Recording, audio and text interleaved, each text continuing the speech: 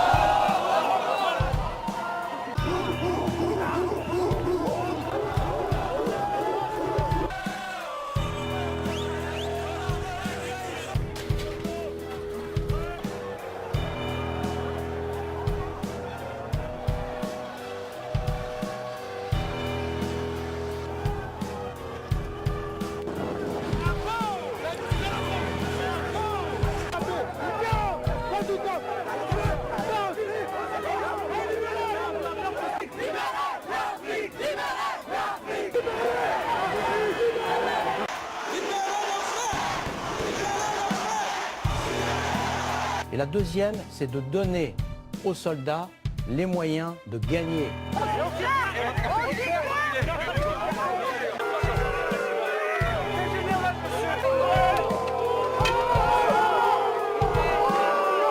Il n'est pas digne d'étaler certains débats sur la place publique. C'est une véritable honte! Les moyens de gagner. 65% des cambrioleurs interpellés en novembre dans le département du 13 de Marseille sont à nouveau dans la nature. Je suis votre chef. C'est une horreur.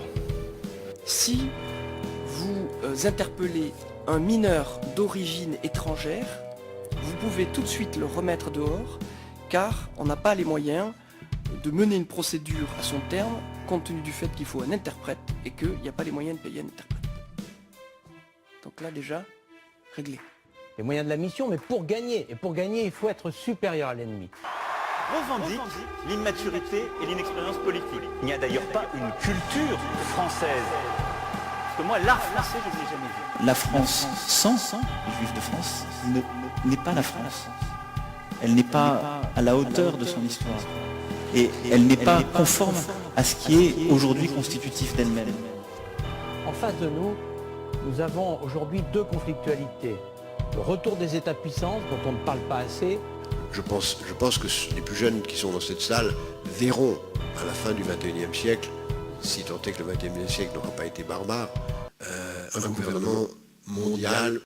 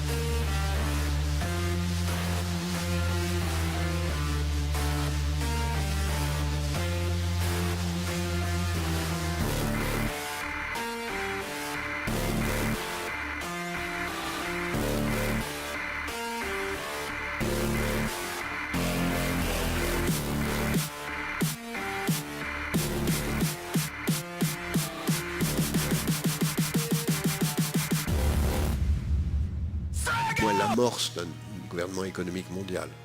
Je pense que ça aura lieu même si le XXIe siècle aura été barbare. La seule question, c'est de savoir... Est-ce qu'on ira à la place de la guerre ou après la guerre? Je ne sais pas. Mais c'est ça qu'il faut vivre. Et l'islam radical, le terrorisme, jusqu'au boutiste, qui a érigé la barbarie non pas en moyen, mais en finalité.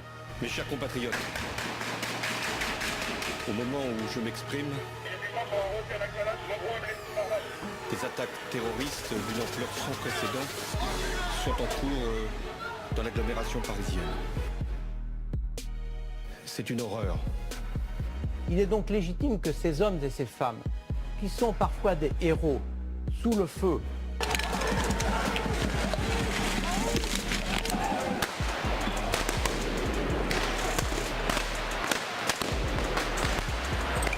aient tous les moyens pour gagner. Aujourd'hui, les chiffres ont été rappelés, il y a juste que les avions ravitailleurs ont 50 ans de moyenne et pas 40 ans. Donc si vous voulez, les gilets pare-balles, c'est les mêmes que j'avais en 99. On a à Belfort l'hiver dernier des hangars à 2 degrés pour réparer les véhicules. Comment travailler dans ces conditions quand la clé colle à la main? Est-ce que ça peut durer encore jusqu'en 2019-2020? Je réponds non. Alors, Emmanuel Macron a dit qu'il allait faire passer le budget de la défense de 1,7% du PIB à 2% du PIB d'ici 2025. Aujourd'hui, aux États-Unis, n'importe qui peut se retrouver emprisonné sans avertissement et sans bonne raison. On peut être kidnappé, torturé et assassiné légalement si le gouvernement décide que l'on représente une menace à ses projets. Tout ce qu'ils ont à faire est de nous désigner comme suspects dans leur pseudo-guerre contre le terrorisme. Nous sommes de plus en plus surveillés. En 2010, il y avait 30 millions de caméras de surveillance répertoriées rien qu'aux États-Unis. Lorsque nous manifestons, nous sommes désormais relégués dans les zones appelées, et c'est un euphémisme, zones de liberté de parole. Qu'est-ce que vous n'avez pas démissionné sur un coup de tête? Je pense qu'il faut protéger nos emprises, y compris sur le sol national. Nous avons été attaqués. Il y avait 6 militaires en armes devant le Bataclan, n'est pas intervenu au moment où le carnage se produisait au Bataclan. Il y avait 6 militaires devant le Bataclan? Oui, absolument. Au moment de la tuerie? Tout à fait, de la force Sentinelle. Et ils ont estimé qu'ils ne devaient pas intervenir parce que leurs règles d'engagement ne prévoyaient pas qu'ils devaient intervenir pendant le carnage et leurs règles prévoyaient qu'ils ne pouvaient que se protéger eux-mêmes, ce qui est évidemment tout à fait incroyable. Tout à fait hallucinant. C'est une horreur. Eh bien, l'analyse des menaces, c'est que cette guerre va être longue, qu'elle va durer, que c'est une drôle de guerre en quelque sorte, que nous sommes en paix sur le territoire, mais nous menons des actions de guerre, y compris sur le territoire. Il y a effectivement un problème de population étrangère dans notre pays en termes de délinquance, c'est clair. Nous avons un certain nombre d'affaires qui le démontrent très clairement. Donc là, il ne s'agit pas d'un jugement ou d'une opinion, il s'agit d'un constat.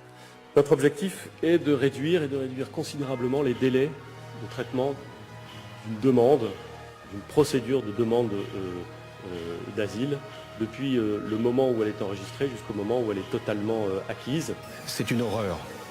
C'est bien ça la question. Une menace qui a changé de nature. Mais bien sûr. Notice that the head isn't rocked by the blast as it would be if he was actually hit. Notice the plume of dust about a foot in front of him as the shot hits the ground. This is an AK-47. A hit to the head would splatter blood and brains all over the sidewalk. C'est une horreur. Je dis la guerre a changé de visage. Donc, ils sont où ces Sayanim? Ils mènent leur vie normalement. Ils continuent à vivre normalement en France par exemple, et ils sont dans toutes les couches de la société. C'est-à-dire ils sont sur France 2, TF1, ils sont dans la mairie de Lyon, ils sont dans l'armée, ils sont dans la banque. C'est-à-dire ce sont des juifs qui occupent des postes intéressants, importants, et qui rendent service. Par exemple, ils informent le Mossad, s'ils sont dans une banque, ils informent le Mossad des mouvements des banques, par exemple, des mouvements de fonds. Sayan au singulier, Sayanim au pluriel, c'est un mot hébreu qui veut dire celui qui aide. Donc ce sont des juifs qui vivent en dehors d'Israël, qui sont recrutés par le Mossad et qui donnent un coup de main au Mossad. Ils relèvent du Mossad. Le Mossad a un département qui s'appelle guerre de propagande et ces Sayanim sont à peu près 50 000 dans le monde, 3 à 4 000 en France, 3 000 à Londres, 10 à 15 000 aux États-Unis, spécialement regroupés à New York pour la finance et à Los Angeles pour les médias, la télévision, etc. Ils sont recrutés comment? C'est très facile. Il existe une franc-maçonnerie juive internationale, peut-être vous avez entendu parler, qui s'appelle le Bnei Brit, c'est-à-dire les enfants de l'Alliance, et qui regroupe 500 000 membres à travers le monde, réservés aux Juifs. Évidemment, cette franc-maçonnerie, ceux qui en font partie, ce sont des gens de très haut niveau, ne serait-ce que par les contributions financières qui sont très élevées et qui vont pratiquement du cadre moyen supérieur à parlementaire, directeur de banque, etc. Enfin, vous pouvez imaginer la catégorie des 500 000 qui font partie de cette organisation. Donc, cette organisation est totalement dédiée à la défense d'Israël. Et quand le Mossad a besoin de quelqu'un, eh ben, il va au Bnei Brit, il consulte la liste et il lui demande « Est-ce que tu veux devenir Sayan ?» Et pour l'autre, c'est un honneur de le devenir. Et on ne mène pas une guerre sans effort de guerre. Même le FMI a redit il y a un mois que le risque d'une nouvelle crise financière est colossal. Le monde va-t-il connaître une nouvelle crise financière majeure? On peut se poser la question sérieusement ce matin avec cette alerte lancée par le Fonds monétaire international. Oui, car à lire le scénario qu'il vient de publier, l'économie mondiale ressemble au Titanic. Si rien ne change, nous allons revivre la crise de 2008, on est prévenu. Nous sommes la veille du 11 novembre. Ça parle. On a des exemples dans l'histoire de France où, pour des raisons économiques, pour des raisons de myopie ou pour des raisons d'absence de courage des chefs militaires, on a connu la défaite. Dans l'actualité ce soir, la tempête sur les marchés financiers. La situation est très sérieuse, elle est même dangereuse. Des millions de gens à travers le monde ont peur. Résultat, la récession. Il faut aider la France à renégocier sa dette et même en effacer une partie comme on a fait pour les pays d'Afrique. Mais il faudra poser des conditions. La France devra accepter des commissaires aux comptes du FMI à Bercy. Il faudra redessiner l'impôt sur le revenu tout en réduisant le train de vie de l'État. Donner du travail aux seniors. Lancer de grands chantiers pour donner du travail aux chômeurs. Mais attention, pas d'humiliation. Ça favoriserait les extrémismes de toutes sortes.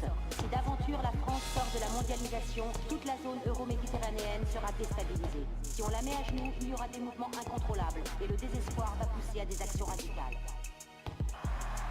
Est-ce qu'on ira à la place de la guerre ou après la guerre? Je ne sais pas. Mais c'est ça qu'il faut vivre.